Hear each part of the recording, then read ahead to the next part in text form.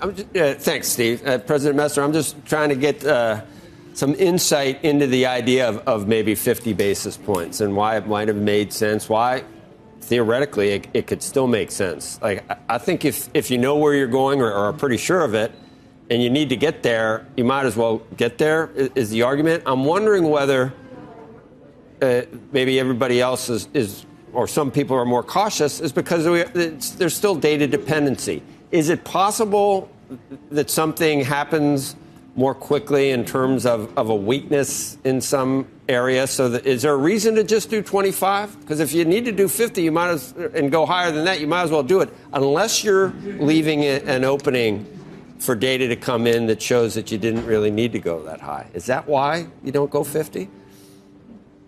Yeah, so Joe, it's a good question about tactics, about how to get to where we need to get to. I'm on the record saying that at the last meeting, I saw a good economic case for doing 50 because my view of the outlook hadn't changed, and I do believe we're going to have to move our policy rate above 5%, and a 50 at the last meeting would have brought the top of our target range to 5%. But other people on the committee had different views, and so that's what the value of having people sit around the table is. We come up with sort of a consensus view.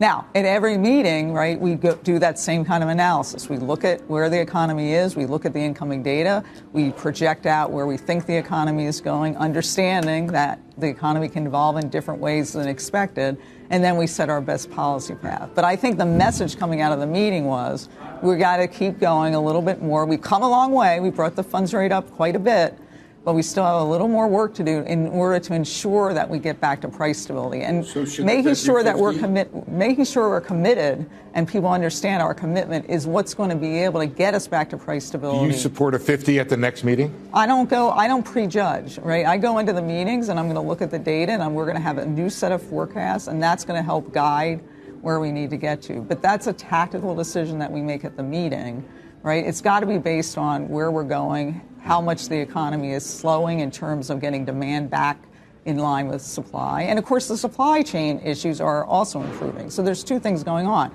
Demand is moderating. And if you talk to our business contacts and our labor market contacts in my district, and I would submit in a lot of the districts, right, businesses are saying that things are moderating. So I know a lot of people think that, well, the data's lagged and you're only looking at the past. We have a lot of contacts across the districts that we talk to all the time. And that's very important because that's forward-looking. They're telling us what they're planning to do.